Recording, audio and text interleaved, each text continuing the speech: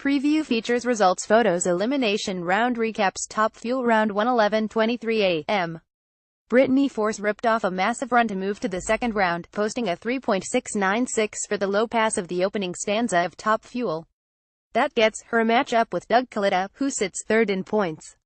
Force, the second-place Top Fuel racer, seems to have found her tune-up, and is chasing points leader Steve Torrence. He's going to face Shawn Langdon in the second round of racing, as the Kalita Motorsports pilot narrowly edged Antron Brown. That will all but extinguish the veteran Top Fuel driver's hopes of winning his third straight championship. Second round pairings, lane choice first, Leah Pritchett vs. Tony Schumacher, Brittany Force vs. Doug Kalita, Steve Torrence vs. Shawn Langdon, Clay Millican vs. Terry McMillan. Funny car round 1, 11:51 a.m. The 16-time champ handed the defending champ an early defeat, opening the door for Robert Hight to make a big move in the points chase. John Force defeated Ron Capps in a wild opening round matchup, helping Hight move within 5 points of the points leader. Now, Force the boss gets to race the president of John Force Racing, Hight, in the second round of action. That's not the only teammate versus teammate battle in the second round, as Jack Beckman will take on Tommy Johnson Jr. Del Worsham pulled off a big upset, taking down J.R. Todd in the opening round, and he'll race Matt Hagan in the next round. Second round pairings, lane choice first, Jack Beckman vs. Tommy Johnson Jr., Matt Hagan vs. Del Worsham, Alexis DeJoria vs. Courtney Force, Robert Hight vs. John Force. Ron Capps championship but took a hit when his Napa Auto Parts Charger lost traction, then banged the supercharger in a first-round loss to John Force animated GIF. Pro Stock round 1, 1:05 p.m. Drew Skillman blasted to low ET of the event, a 6.661, to defeat Derek Kramer, who had brought the fans to their feet with a smoky pre-race burnout.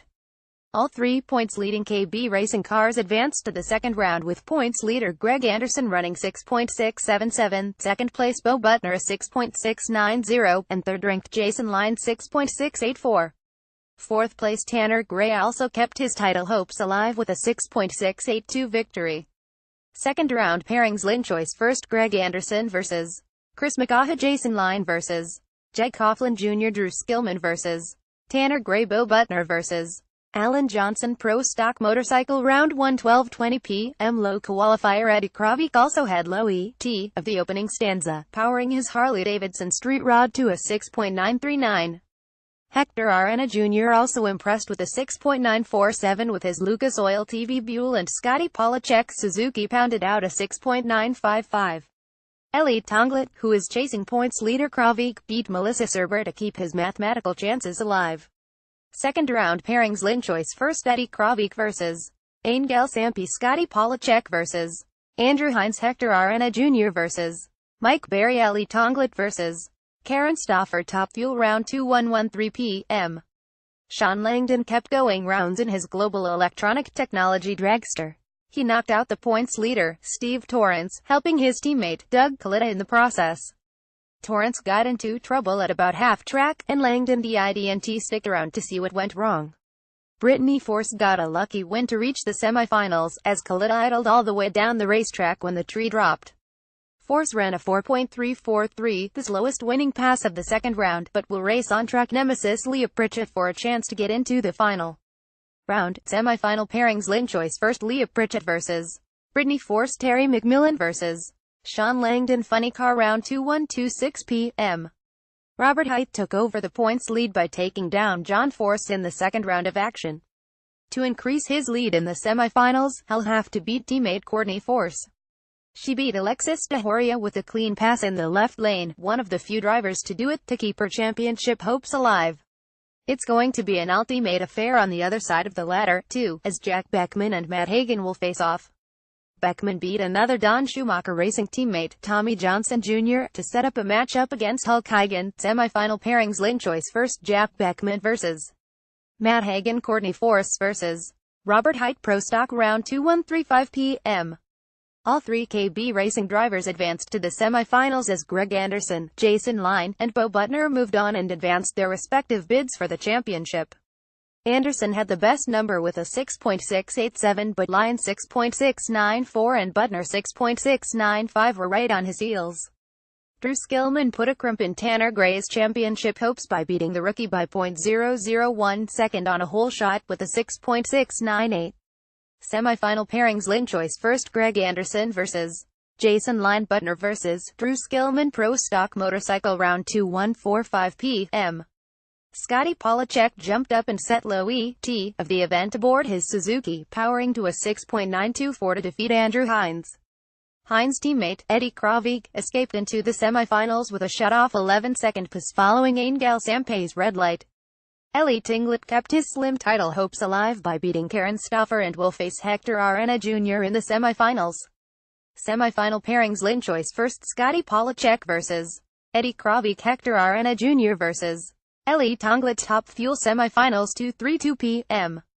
Terry McMillan will race in his third final round of the season after taking down fellow Countdown to the Championship competitor Sean Langdon in the semis. He'll face off against Brittany Force, who's going to try to tie Steve Torrence atop the Top Fuel points after beating Leah Pritchett for the first time this season in her third try. McMillan is looking for his first ever victory, while Force is hoping for her fourth win of the season and seventh of the season. The Emily driver might not be able to win a championship, but he can help out Torrance and Doug Kalita by taking out the Monster Energy driver. Funny Car semifinals 2:36 p.m. Matt Hagan will take on Courtney Force in a final round for the third time this season. That's gone in favor of Hagan in both occasions this season, most recently in Epping, which seems like a long time ago. Force will have lane choice thanks to her 3.928-second pass, so expect to see her in the Summit Racing Equipment lane in the final round of action. She knocked out teammate Robert Hight, while Hagan beat his teammate, Jack Beckman. Now it's a matter of seeing how close Force can get to the points leader, Hight, in the final round. Pro Stock semifinals 2:40 p.m. Bo Butner, second place in championship points, advanced to his 10th final round of the season and will take on the points leader, teammate Greg Anderson in the final with a chance to leave Las Vegas tied. Butner beat red lighting Drew Skillman with a tire-spinning 6.77, while Anderson beat the third KB racing car, driven by third-place Jason Line, with a 6.716 to earn final round lane choice over Butner. Pro Stock Motorcycle semifinals 2:45 p.m.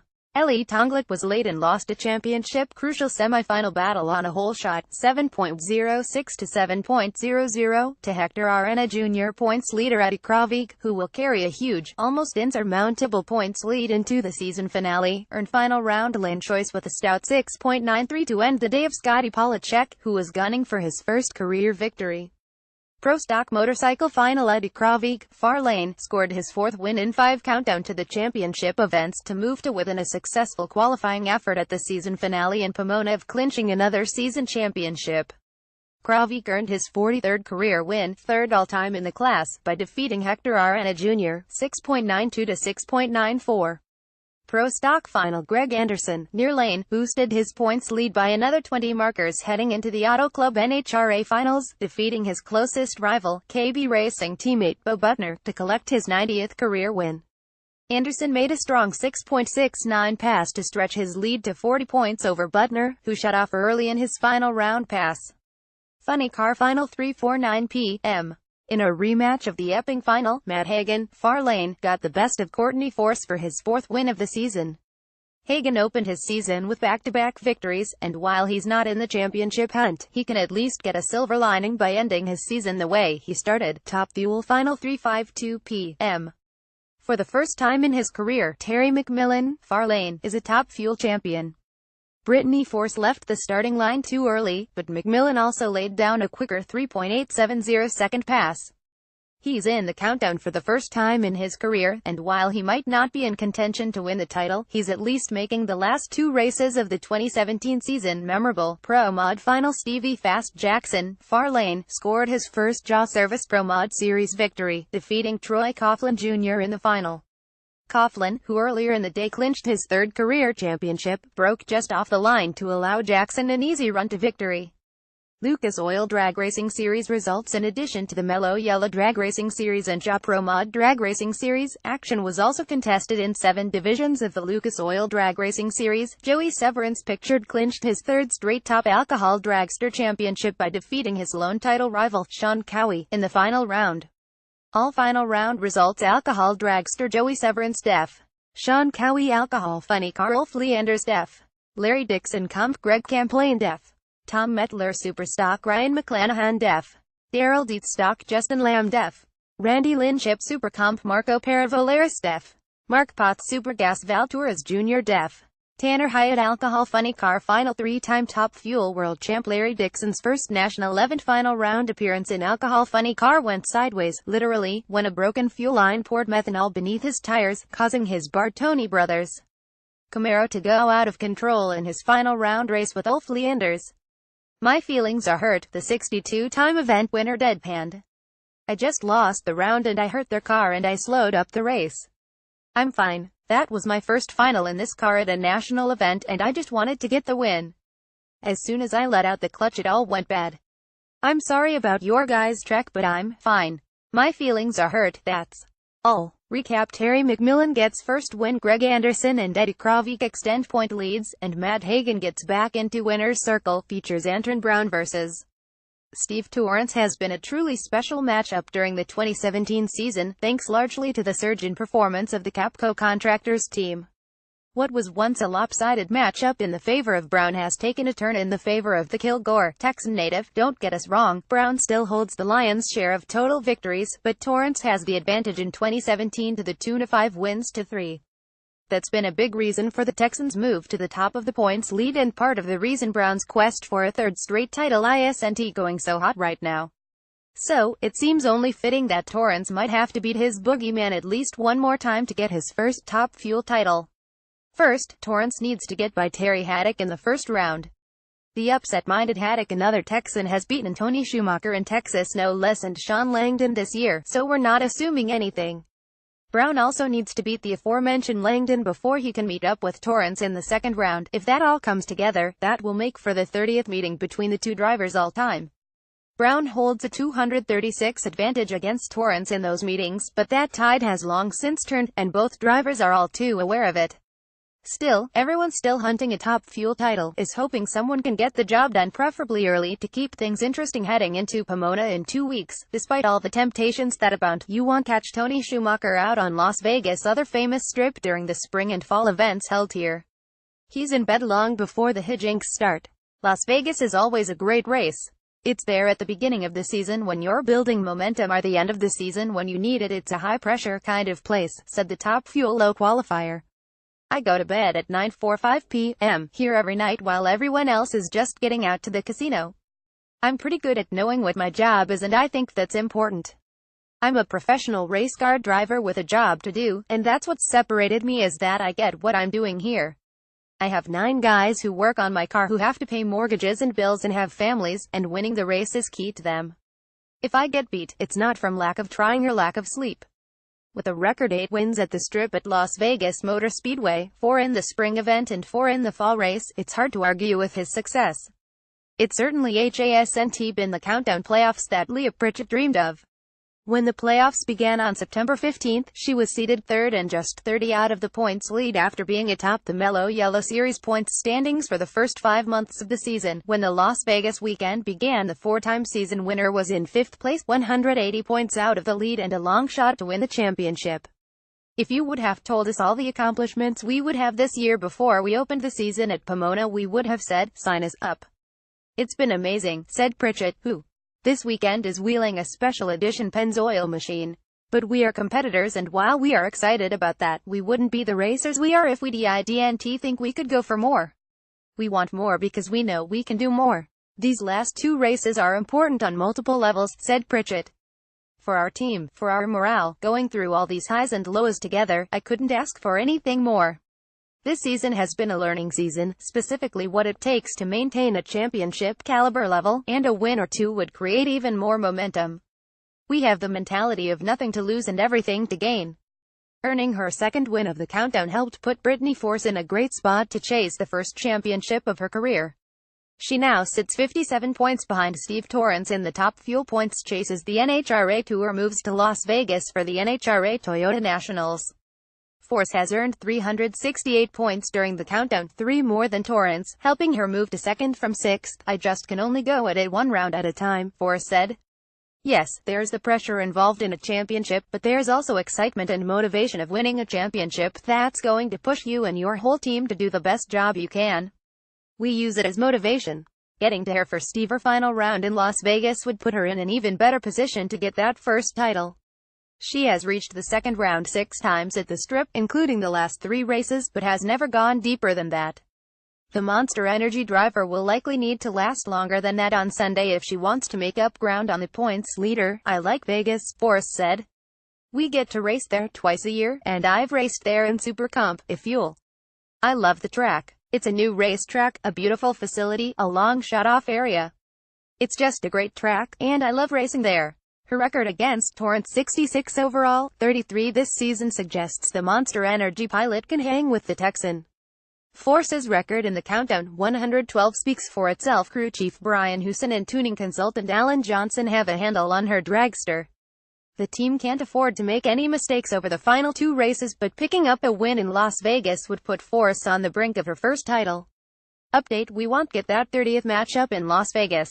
Antron Brown fell to Langdon in the first round. Sean Reed won't soon forget his final qualifying pass Saturday as a massive engine explosion all but severed the engine from the driveline in the Hughes Oilfield Transportation Patient Racing dragster. That was the first and hopefully the last one of those I experience, he said. I feel bad for Barry and Todd Patton and the whole crew. We put everything we have into this thing and we try real hard. We lost oil pressure at 1 second into the run, and then it eventually seized up. The motor quit and then, instantaneously, it snapped by head forward. I felt something hit the back of the cage on the deflector shield when the fuel pumps hit it. The damage was significant and widespread. It took the team 2 hours just to get the engine out of the chassis, which was damaged. Dom Lagana, along with brother Bobby and the crew from Scott Palmer's team, all pitched in to help out. Dom even had to weld a damaged vertical member of the chassis. That was a lot of work and probably a $70,000 hit. Engine, clutch, flywheel, bell housing, that's a 3-race budget for us. Reed, a finalist in the Auto Club Road to the Future Award, has a busy schedule ahead. After competing this weekend, he'll head for Wild Horse Pass Racewatt Park outside of Phoenix, where he hopes to lock up yet another Pro Mod championship in the Lucas Oil Drag Boat Series, then head to Pomona for the Auto Club NHRA Finals. Jack Beckman's last run against Jim Campbell didn't go very well. That run also, for all intents and purposes, put him behind the 8 ball and took him out of the running for his second Funny Car Championship. He lost in the first round after the pipes went out on his Infinite Hero Dodge Charger. Despite Campbell's very late light, Beckman doesn't think that will affect him in his first-round matchup against the second-year driver on Sunday. The number 1 qualifier, his first time in the pole position in nearly a year, is taking on the short memory approach as he tries to move up the ladder in the penultimate race of the season. I don't have a very good memory because these cars are so inherently unpredictable, said Beckman. If we were boxers, and I lost a contest to that person, I think that stays in your mind the next time. But we're not going to draft him, we're not going to play games staging with him. We just need to outrun him. We just stepped on our foot against him in Charlotte. That really put Beckman, who entered the countdown in 4th and has 2 wins on the year, in a tough position. He sank as low as 7th before clawing his way back into 4th after the last race in Dallas. Now, he hopes to get back into the top 3 before entering the last race of the season in Pomona. A title is technically not out of reach, though it's a long shot. There's never a guarantee when you put nitro in a tank, but man, I thought we had that one in the bag. If you had told me he was going to spot me a 4/10 advantage at the starting line, that one stung. That's the one we struggled to recover from, and Caps and Hyde have continued to win rounds. In drag racing, when you lose in the first round, you don't just lose those points, you lose the opportunity to win in the other 3 rounds. That was a crippling one to us. Beckman's first career funny car win came at the Las Vegas Fall Race back in 2006. He'd love nothing more than to celebrate the 11-year anniversary of that victory on Sunday with another win. For the last time in her career, Alexis DeJoria will line up for eliminations at the Strip in Las Vegas. It's been an eventful track for DeJoria, to say the least. She has won the spring event twice, but the fall event has been less friendly to the Tequila patron driver. It's bittersweet. I love racing here, DeJoria said. Those were the last Vegas qualifying sessions of my career, so I'm really happy it ended on a good note. We ran a 92 at night, which has been somewhat of a nemesis for me in the later part of the year. DeJoria is referring to a wreck that sent her into the guard wall in 2016. That sidelined her for the rest of the season. She had a scrape with the wall during Friday qualifying, though nowhere near the severity of her contact in 2016. De Horia qualified number 10 and is seeking her third Las Vegas win, and her first at the NHRA Toyota Nationals. "It's going to be a good race tomorrow," she said. "We've got Cruz Pedregon 2 Toyotas. One of us is going to the second round and we're betting on patron." Robert Hight got within 5 points of Ron Capps thanks to a little help from his boss in the first round of the NHRA Toyota Nationals. John Force took down Ron Capps as both cars had problems in the opening stanza in Funny Car. That's the second time this season Capps lost in the first round at the Strip. The first one came against Yanni Lindbergh. His loss to Force came after Robert Hight beat Tim Wilkerson with a very clean pass. Now, Hight will compete against his boss in the second round of action with a chance to move into first place for the first time since the tour left the countdown to the championship opening race in Charlotte. Hight can leave with as much as a 55-point advantage on the defending champion, meaning regardless of the results today, the Funny Car Championship will very much come down to the final race in Pomona. There are 191 points available at the Auto Club NHRA Finals, so Hight will be looking to grab every point available in Las Vegas now that Capps is out of the picture. Greg Anderson came into qualifying looking to scoop up the maximum 20 points available, 12 session bonus points and 8 for qualifying number 1, and collected 16 of them. With that success, Anderson extended his points lead over KB Racing teammate Bo Butner to 20 and over Summit stablemate Jason Line to 36 points. "Sunday is the same as always. You forget about the points and it's just another qualifying run," said the 6-time series champ. "Hit the tree, hit your shift points and do not look over at the other lane and hope the win light comes on. I got a lot more bonus points than I had been getting and, just as importantly, I got more than Bo and Jason." The laid-back Line, the reigning season champ, as usual, merely shrugged his shoulders. "We're not the greatest car, but we're definitely not the worst," he said. "Just as it is every Sunday, you have to have your act together so that you'll have a chance to win. I feel good about it, actually. I've sort of been to this movie before, and I know that there is nothing to think about when it comes to worrying about the points. You try to win the rounds, and you let the person at NHRA add up all the points. I'm not going to try to do their job. They need to eat too." Shane Tucker qualified number 14 this weekend driving in a gray Motorsports Camaro for the first time. That's in the field, but Tucker and the Grays weren't exactly thrilled with the power the Camaro made during his 4 passes.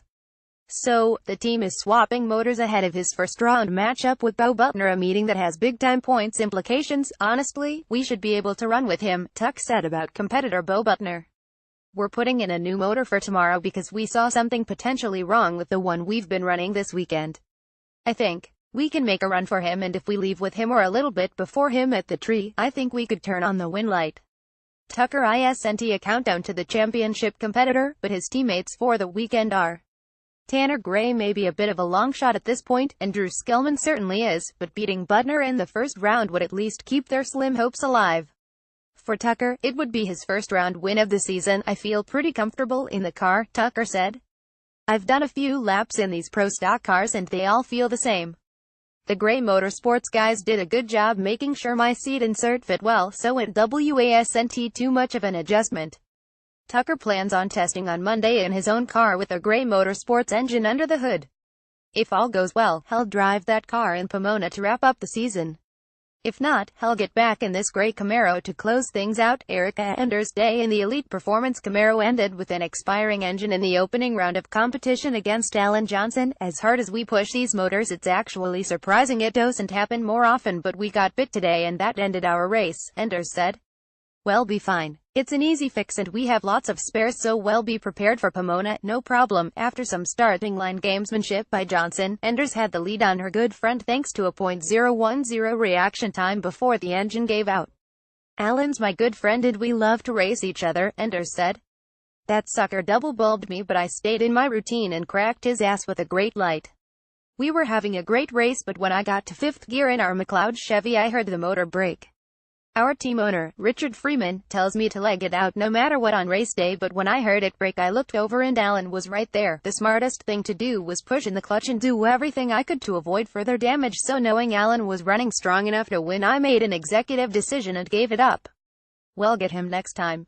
Eddie Kravik knows that even if he wins the event today he still won't have a big enough lead over second-place Elite Tongla to clinch the championship before the tour heads to Pomona for the season finale. There is a big carrot waiting though, as an event victory would be his 43rd, which would break his tie with Angel Sampi and move him into 3rd place overall in class wins, trailing only his teammate, Andrew Hines 47, and the late great Dave Schultz 45. "That's awesome," he said. "When I started riding in 2007 I wanted to get just one win. Here I am, 3 championships later and 42 wins 10 years into my career. It's staggering. Anytime you're mentioned with Dave Schultz and Andrew Hines and Angel, it's an awesome deal. It took some last-second heroics, but Hector Arena, Sr., competing at his first event since the Summer Nationals following rotator cuff surgery, qualified the Lucas Oil Team ZBR for the field.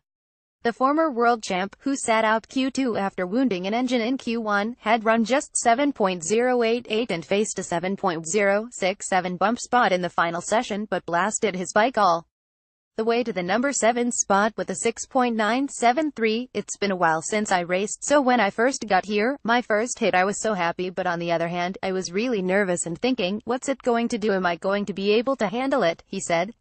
"I dropped that clutch and I'll tell you, with the bike left and I didn't feel nothing, and I thought this is nothing, but then we had engine issues in 3rd gear. I couldn't make the second qualifying run, so we talked about it overnight and decided to stick another motor there just to play around. I'm here just to have fun, which I am now, having fun. To come out now and run a 6.97 and qualify in the top half, I am stoked. It is like riding a bike," Arena Sr. said of his return to action. "That is true. Once you know. You might be rusty, and I was at the first hit, but then it just keeps getting better and better." Angel Sampi and Corey Reed had a mixed weekend in the return of their Team Liberty bikes to competition after a forest layoff that began after the Chevrolet Performance US Nationals. Sampi qualified in the number 9 spot and defeated reigning world champ Jerry Savoy in round 1, but Red missed the field. It was the first event in 2017 that both Sampi and Reed haven't both qualified for eliminations.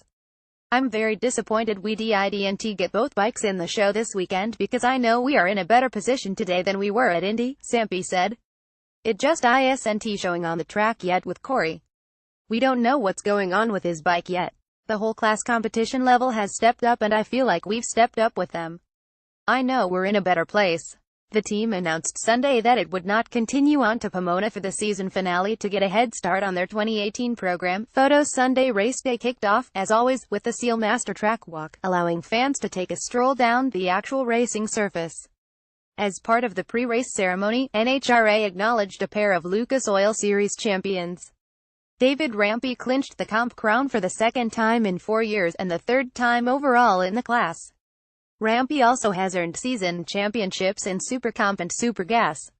Justin Lamb clinched the Super Stock Championship this weekend and also has a chance to collect the Stock crown. Lamb was the 2015 Super Stock champ and the 2013 champ in Stock. How excited was independent Top Fuel racer TJ Zizzo about racing on Sunday? "Pretty excited, I'd say. Unfortunately for the Rust-Oleum driver, he was defeated in round 1. NHRA and the Strip at Las Vegas Motor Speedway announced that Sunday was a complete sellout as fans flocked to the facility to watch the drama of the second-to-last event on the Mellow Yellow schedule. Shane Westerfield clinched the Lucas Oil Drag Racing Series National Championship in Alcohol Funny Car. Despite losing in round 2, Westerfield was able to earn the title when his lone remaining challenger, Mike Orden, lost in the semifinals. With a crucial second-round victory over points rival Mike Castellana, Troy Coughlin Jr. won his 3rd Jaw Service Pro Mod Series championship. Greg Anderson scored a huge final round win in Pro Stock over points rival Bo Butner and will carry the lead into the season finale. Terry McMillan exulted after scoring his first career Top Fuel victory. The NHRA Toyota Nationals winners, from left, Eddie Cravey, Greg Anderson, Matt Hagan, and Terry McMillan. Preview.